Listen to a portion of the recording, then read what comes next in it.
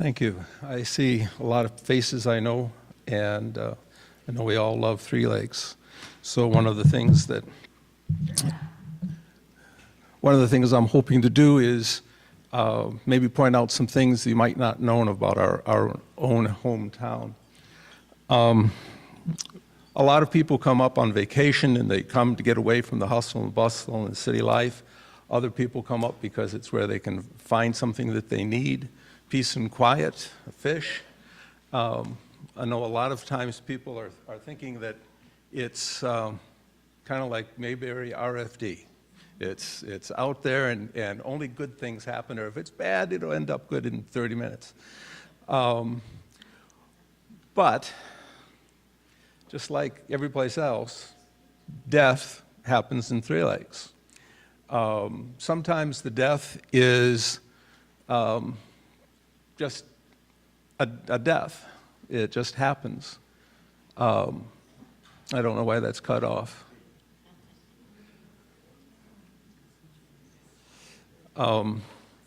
But here, a guy is helping a friend butcher a pig and just drops dead. Sometimes that happens, right? People die of old age, people die in accidents, people die in strange situations. So that's just kind of, it happens. And then there are the oops. It shouldn't have happened, but it does.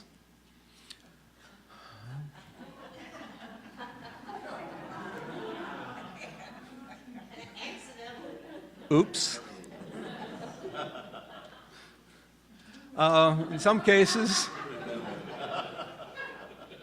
maybe it was close, but it could have been worse.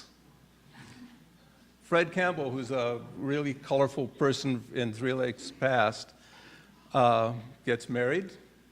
They're welcoming him, his wife and himself, into married bliss. He doesn't like it. Now, the idea that they will recover is good. I couldn't find anything in the newspaper about a trial for attempted murder, for assault, deadly weapons.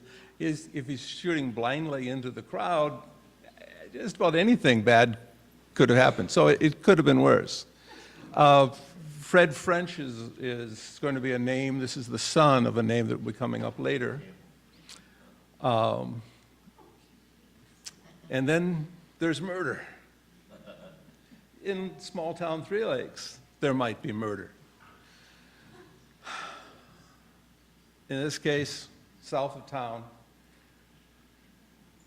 a body's found on a pile of brush that's been burned. There's a set of keys, there's a shotgun, and a body burned beyond recognition. They don't know who he is. They don't know who killed him. They start doing the investigation.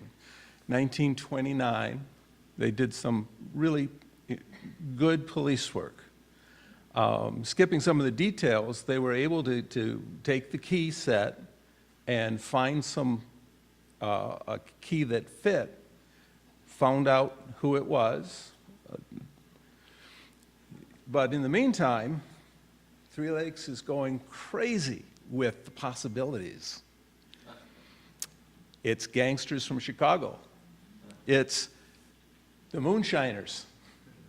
The Kentucks who might have shot the revenue agent to protect their still. Just speculation, but it made it into the paper. On the other hand, it ends up not murder, suicide. This guy had decided that his head was too small. He wore a size 7 hat. So he couldn't possibly find love. So he shot himself on a pile of brush that he created and started on fire after he wired his hands and wrists together and had a wire going from the trigger to his foot and shot himself. His father convinced the inquest that that was the case. It cost his father $4,500 in 1929 money, but the father was convinced that it was suicide. There were an awful lot of people in Three Lakes that wondered if maybe it was more than murder, more than suicide. The sheriff found fresh tracks going on a supposedly deserted road that led up to the bonfire in an abandoned farm.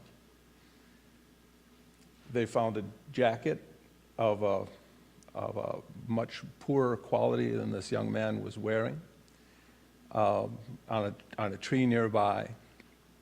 The fact that the fire seemed to have started and gone out and then be relit was a little suspicious. The inquest says suicide. A lot of people in Three Lakes at the time thought that it was murder. This is murder. 1906, guy comes back from voting, gets shot as he's rowing home. 1906, there were no roads really, so he rowed into Three Lakes from 4 Mile Lake, voted.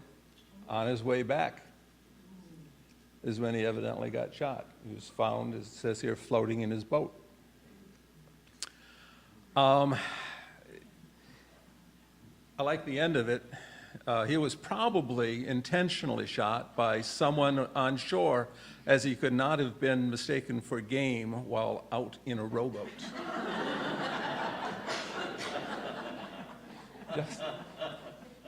Just making sure everybody understands that reading this, that it was probably not an accident. They found a guy.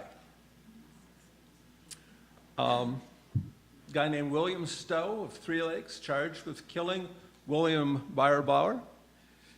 He got 4 years. It doesn't seem like a lot of time for killing somebody. I can't find any other records. There's just these 2 articles. And the judge, for some reason, took it away from the jury. So there's a story there as well. That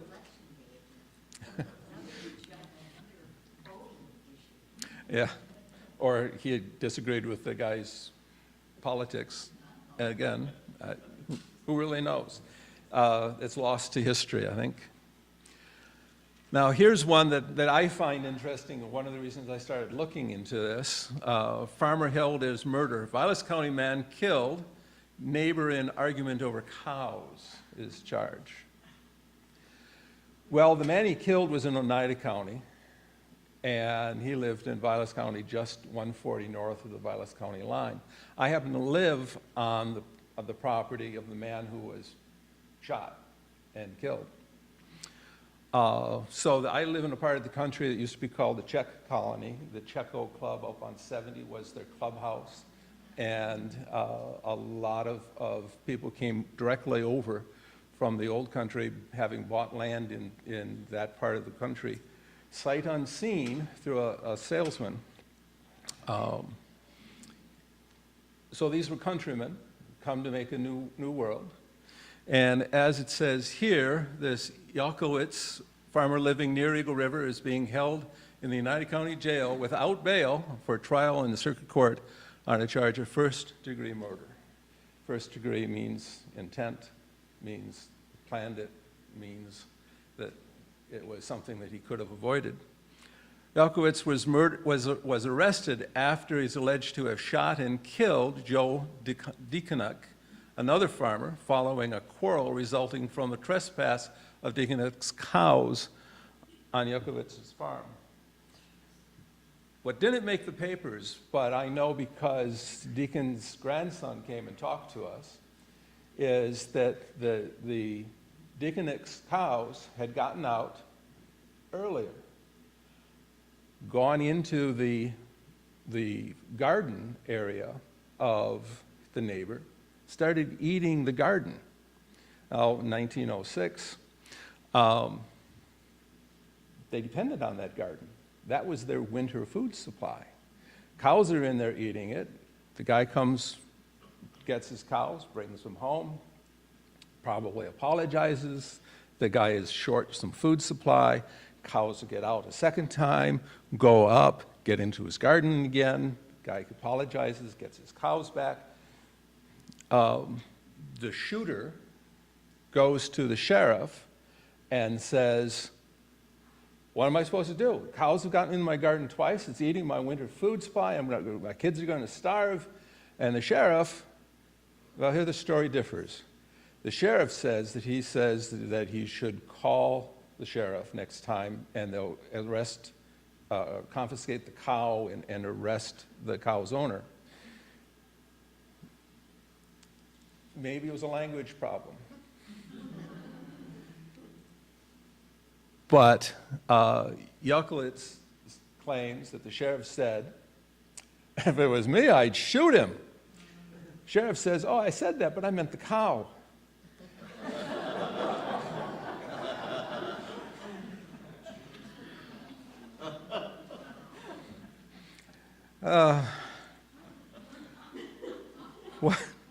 What happens then is they did engage in an argument, but it wasn't the first time.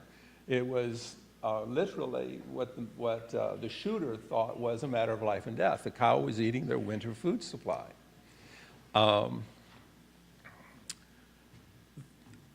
Interesting enough, the close-knit community didn't think very much of the police.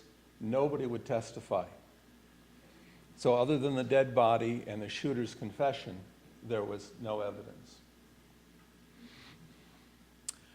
So Medaroo, the property that I own had a farmhouse and had a silo and a barn and cows and all of that back when they were trying to grow wheat in northern Wisconsin. Just didn't make much sense. But that was a murder, but maybe justifiable?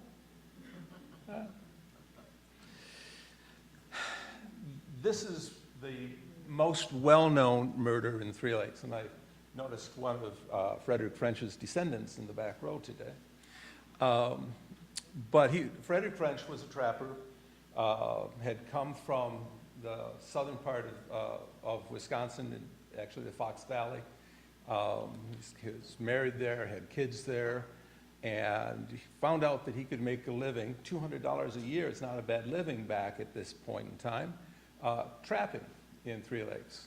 So the family came up and lived in Three Lakes, and he had a shanty for running his trap lines out on Pine Lake.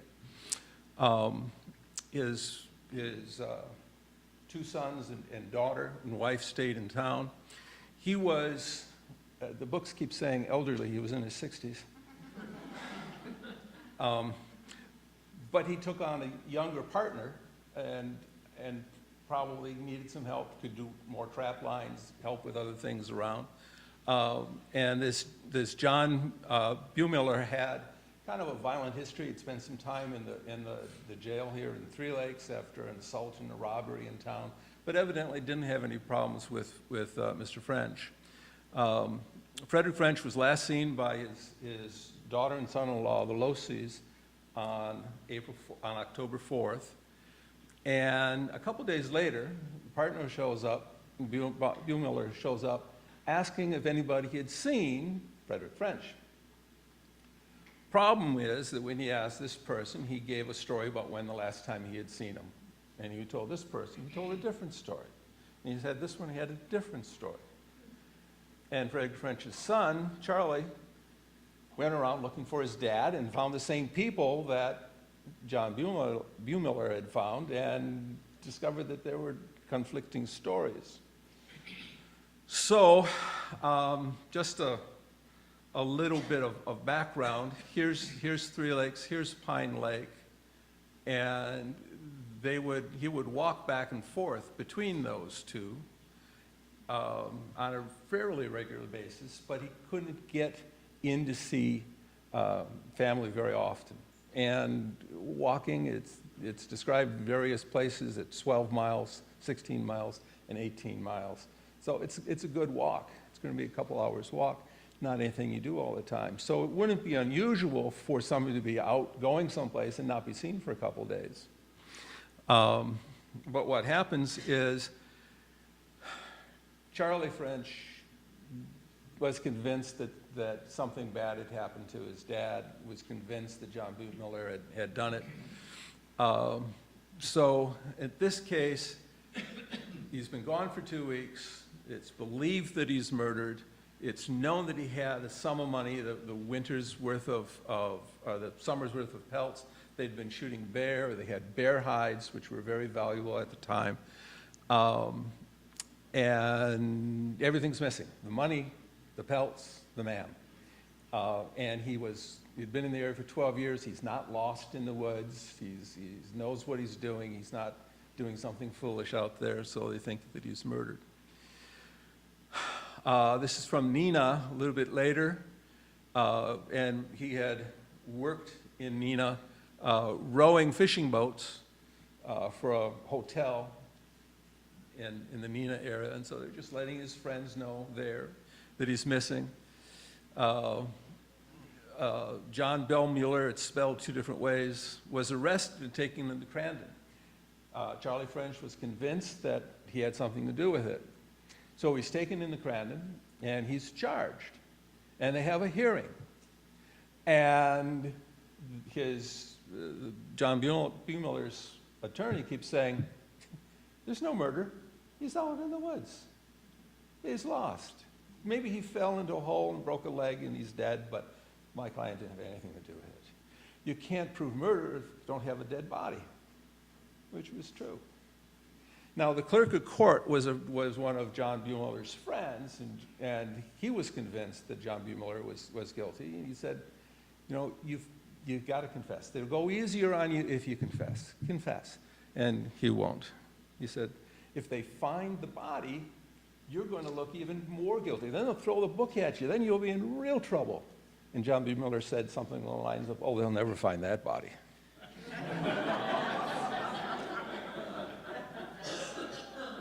Oh. Judge, on the other hand, says no dead body, no proof of death, no proof that he did it. If there is a dead body, they let him go.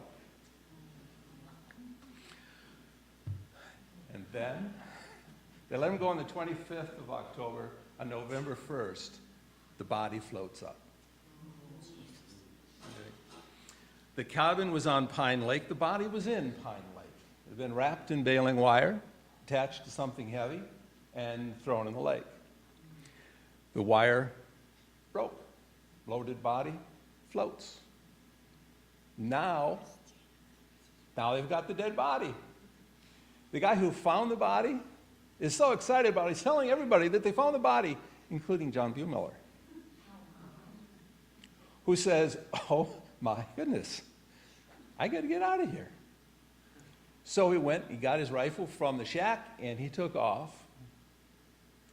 And the rest of the story really is about the chase, trying to chase him down. They say here that he will probably be arrested.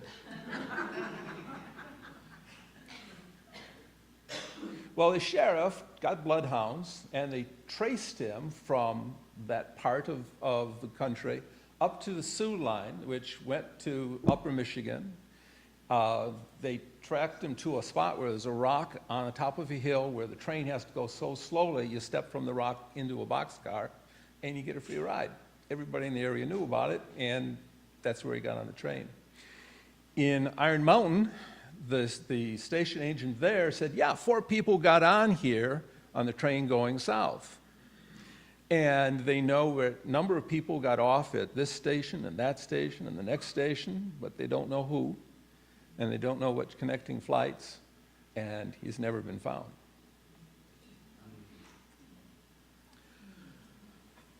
So this is the 3rd of November. It says, oops, it goes through again and talks about a warrant has been issued for the arrest. This is the 2nd arrest now because he was arrested and then released. And then we have basically a wanted ad. They'll long column that I'm just taking 4 parts of here. But it's going through, it goes through the history, it summarizes it pretty nicely. Interesting enough, they spell Buehmüller a couple different ways. They talk about him as being shot through the lungs, and another place talks about him being shot in the head. I guess the point is he was dead. The story part's wrong. What happens is, it says the fact that the body of the French had not yet been found, no evidence could be gained, and he was discharged on the 25th. Then they found the evidence, but they couldn't find him. So he's looking, Charlie French is looking for him. He carries a photograph with him, Charlie French does. This is the drawing that appeared in the newspaper. And it says Mr. French when last seen, was known to have several $100s about the person, besides about $200 worth of furs. Now, these are bear furs, and so those are going to take up quite a bit of space.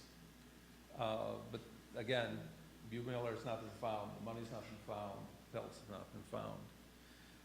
And then description of Buehmüller, so if you find this person, you know, you should turn him in.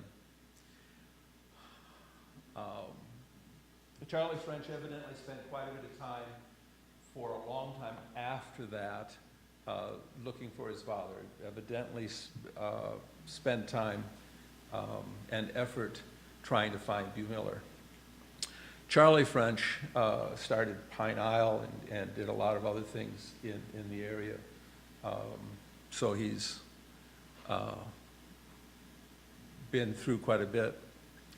Now, as far as, I only want to do the older murders because the newer murders might be more sore wounds.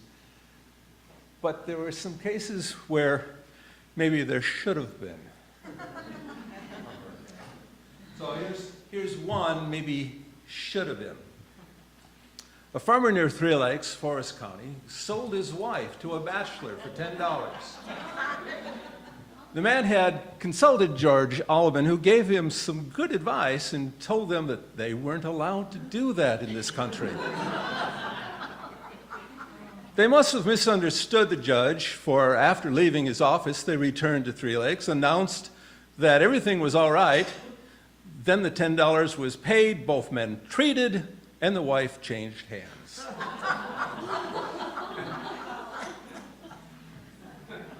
On the other hand, maybe being agreeable saved a murder. Well, Three Lakes is mostly Mayberry. Frederick French headstone is in the Three Lakes Cemetery. His wife, without headstone, is buried next to him there. And I hope everybody that's in the room today stays on this side of the sod for a long time. Thank you.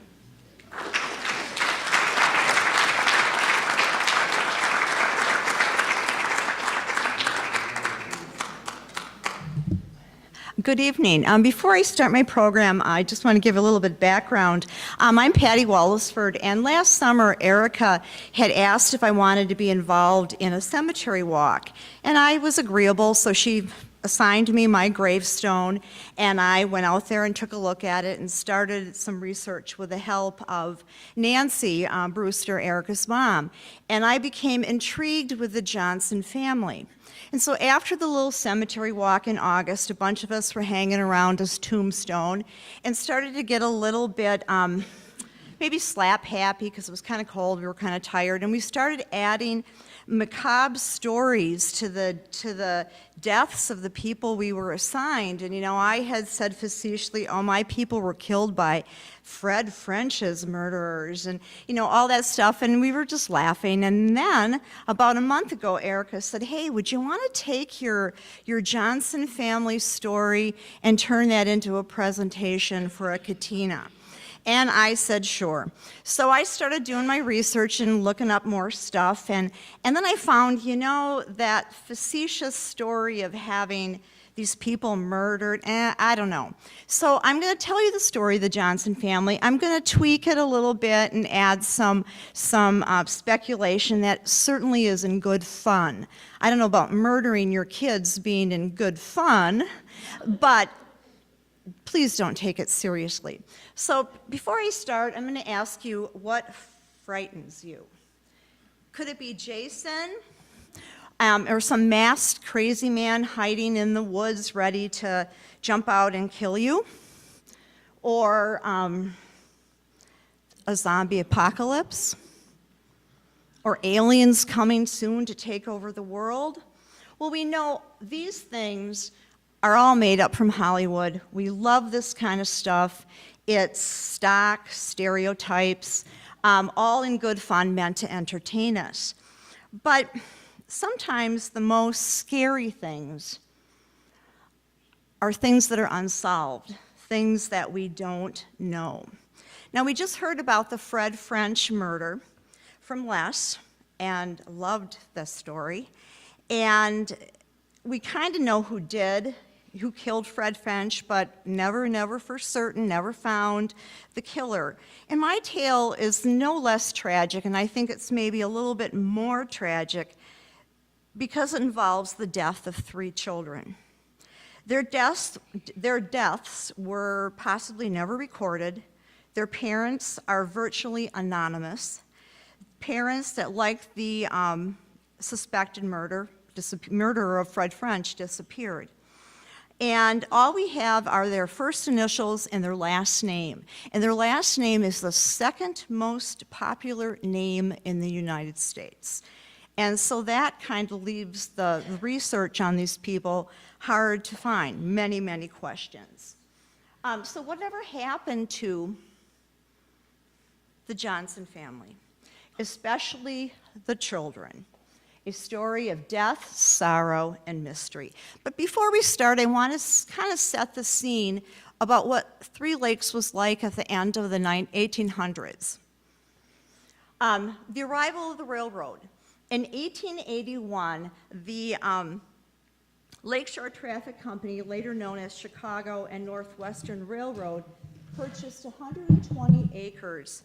And by October of that same year, Three Lakes started to be a thriving community. The mission of St. Teresa in 1884 started, and then St. Teresa's Church came along. This is St. Teresa's and then the Congregational Church.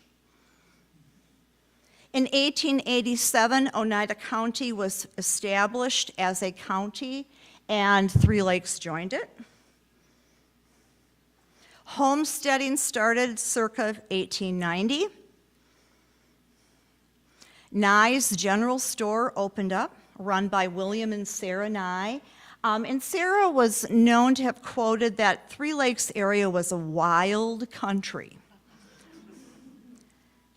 F.S. Campbell also opened up a general store around 1890, and so there were a lot of people coming into the town, trappers, hunters, railroad people, loggers, and homesteaders. Oops. Oh.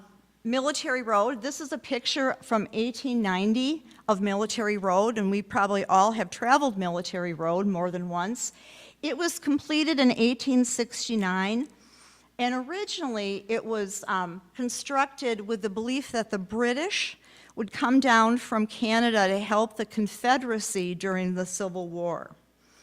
And it was completed in 1869 and missed the Civil War. And so then it was taken over by the loggers and then certainly homesteaders. And then in 1884, this is a picture, one of the first pictures of the Rod and Gun Club. And in 1884, some businessmen from Batavia, Illinois, got the idea that they wanted to set up a club that would include, or they'd hunt, they'd fish, they'd have good fellowship. And so this picture is from maybe 1902, and that is the clubhouse. And if you note, the dirt road for wagons and horses. Also, this maybe was the first condo-like arrangement in the nation, the Rod and Gun Club. And that, it's still going today. And then, as I said, Sarah described this area as wild country. And this is a picture of Wheeler Island Road in 1900, around 1900. So this is certainly a very, very primitive area.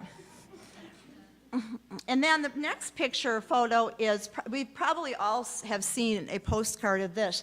This is the road to Spirit Lake. If you look at that, the big white blob at the end, that's Spirit Lake. On the left is the farmhouse that still exists. And then to the right, closer to the camera, is where the grocery store is today. We call that road Highway 32. All right, so this is what the world was like when the Johnson family lived here and suffered their tragedy.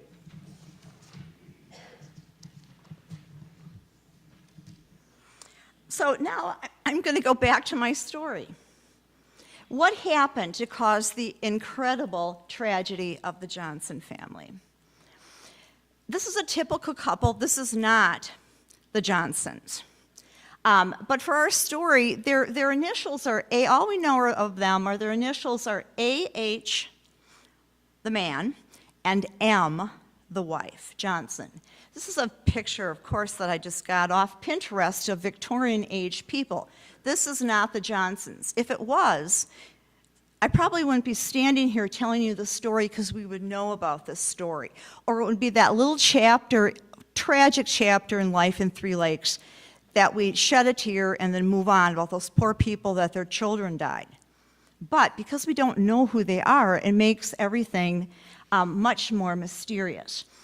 Nor is this the picture of A.H. and M. Johnson in their later years. But who were these people? Were they homesteaders? Were they just travelers passing by? Were they visitors staying with friends? Or were they on the run because they had done something so incredibly awful to their children that they had to bury them and get out of here?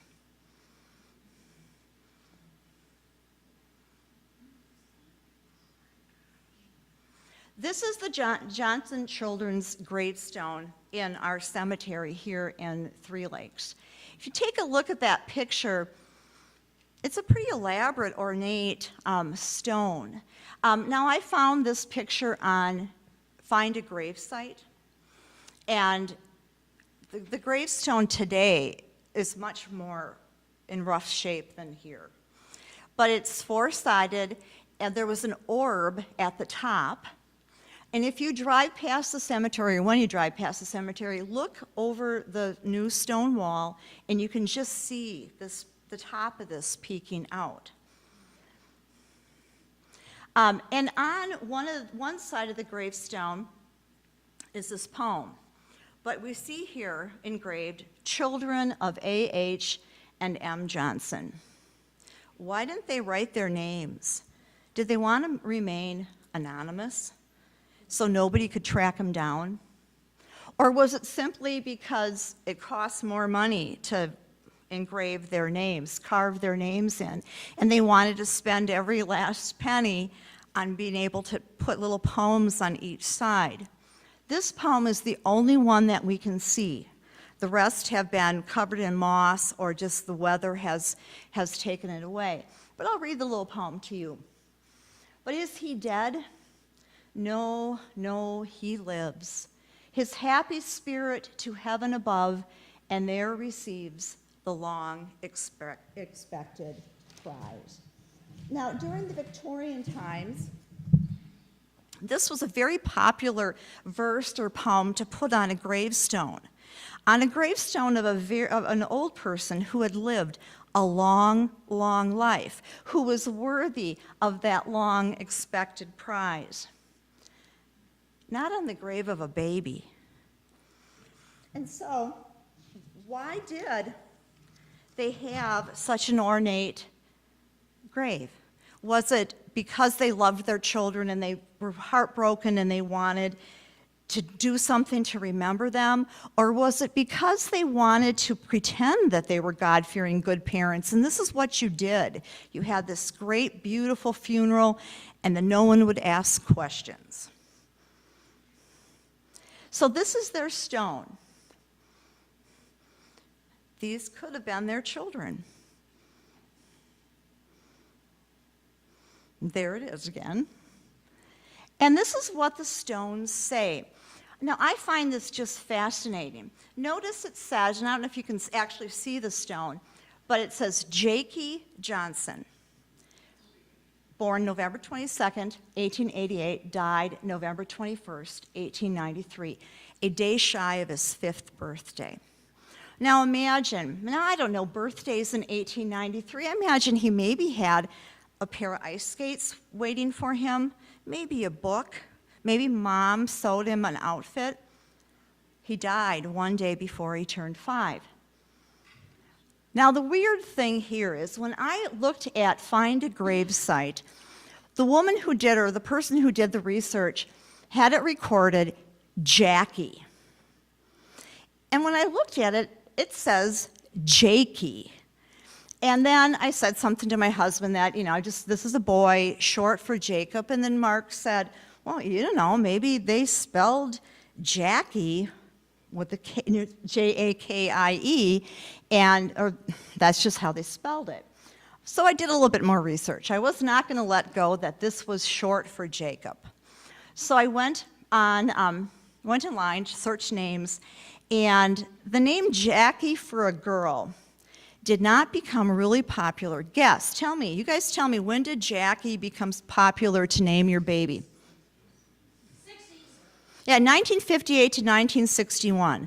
Those were the years that the name Jackie peaked. Why? Yeah, the First Lady, Jacqueline Kennedy. So then I backed it up and I went to 1903, and that was the first year that they recorded the names of babies. And 0 baby girls named Jackie. So I'm convinced Jakey is the nickname for Jacob. Now you tell me, when you put on the gravestone Jakey, what does that tell you about your relationship with that person? Beloved, your baby. It wasn't Jacob, it was Jakey. Now, 2 days later, 2-year-old Miles Johnson dies. And let me tell you my little story I wrote. 2 days later, with Jakey's body still on the deathbed, 2-year-old Miles died, November 23rd, 1893. Did illness kill him, or something more sinister? Did a distraught Albert, and that's what I'm calling AH, I'm calling him Albert, did Albert build the tiny caskets himself with lumber purchased from Nye's General Store? Did Mary weep as she bathed and dressed her boys in their Sunday clothes? She still had baby Jimmy, just 6 months old, to tend to. There he is again. Did his cries go unnoticed? Did Mary not realize he was sick too? In her grief, had she missed the fever, the chills, the dullness in her baby's eyes? Or did she even care? Who knows? 11 days after 2-year-old Miles died, on December 4th, 1893, so did baby Jimmy. If you can faintly see below the death date, you can see the start of that little poem about death being a prize to this little boy. So now the cemetery plot has been purchased, the stone ordered, cut, and engraved. The minister called, the service held, the caskets buried, and then they were gone, just gone. What really caused the quick demise of the Johnson children, and why are there no records? Was it intentional? Kill the kids, bury them, and head out of town? I say no. there's nothing sinister about these little boys' deaths. Nothing at all. Just kind of adding to Erica's request for something macabre. But I can't just stop here, because don't you kind of want to know? Why did they die? Boom, boom, boom. Well, I found out. So,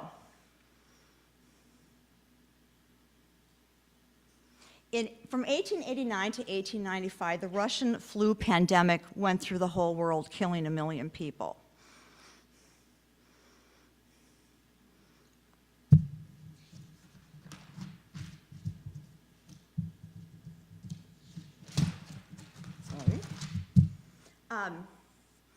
So probably that flu bug, that massive flu bug, killed those little boys. And, but probably more important to why we didn't know this was because of this. The 1890 census burned, was destroyed in a fire in 1921 in Washington. And what was important about this 1890 census is before 1890, all they asked was for your last name, your occupation, your age, who was head of household, and where you were born. And this year, in 1890, that changed. They started asking more questions like race, home ownership, ability to speak English, immigration, naturalization, Civil War service, number of children born, number of children living, and then their names. So, we would have known. This kind of fuzzy picture is the remains of the 1890 census. And there were things that were left, but nobody even went through it to see what they could salvage. They just ended up burning all of the 1890 census because it was just a bunch of junk to them. Lots of records destroyed. And then I talked about the last names. Johnson is the second most popular last name in America. Anybody got Johnsons in your ancestry? I mean, I do. You know, that's in my family tree. Smith is the most common last name. And so that's really a difficult search. Someone told me, oh, why don't you just plug in A.H. Johnson and then it will. Are you kidding me? Do you know how many A.H. Johnsons there are? And another way to debunk my little fantasy that they were murdered, parents murdered them, was just like what, and Les would have had the headlines if this had been the case, because newspapers then loved the sensational. So this, old newspaper article from about the same time, found dead in the woods, Ellen Smith, bullet in her breast, there would have been an article in many papers about 3 babies, 3 children murdered by their parents. So that debunks that whole speculation. Now, this is the 1870 census. Now, someone did tell me to go to Family Search, and there we have all the records of everybody. And there was the 1870 census. Notice, up on the screen, it's really hard to read. It's really hard to read on a little laptop as well. Handwritten and near illegible. I did find an A.H. Johnson who lived in Three Lakes in 1870. He was 23 years old, lived, I believe, in a boarding house run by somebody named William Hinsman. That's all I know. Born in Norway. All right, then I found Alfred and Mary Johnson, and I think, bingo, these are the people that were the parents. They lived in Three Lakes in 1880, and 8 years before their oldest child was born. And Alfred was a laborer, born in Vermont. Mary was a housekeeper, born in Canada. And in that census that burned, it would have talked about children and so much more, except they didn't have kids yet. But I bet my money that these were the Johnsons. So how did they die? I think they died in that flu epidemic. So imagine losing your 3 children, and seeing your 3 children die, one after another. And why did they leave Three Lakes? Why didn't they come back? We don't know. Did they come back every year to put flowers on those graves? Did they have family here? All those stories are lost to history, and we just don't know. Long gone are the memories of those little boys laughing and playing in their yard in Three Lakes. Here's the cemetery. 125 years have passed. Those graves are getting worn away by time and weather. And so on Halloween, possibly somebody's going to go into the cemetery looking for a scare. And maybe on that clear October night, they might hear the crying of 2 boys and a baby. They might see the specters of A.H. and M. Mary hovering over those graves. No end, really, to this sad, sad story. And all I can say is, rest in peace, little ones. Thanks.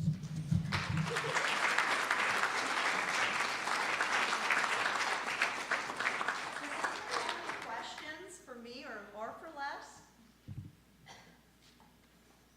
How old, you have, you said the 1880 census had A.H. Johnson as 23. 1870 census had A.H. Johnson as 23. So, 18, the child was born when, how, 1888, I think. been 35 or 45? Yeah, and then the Alfred Johnson, 10 years later, he was 26.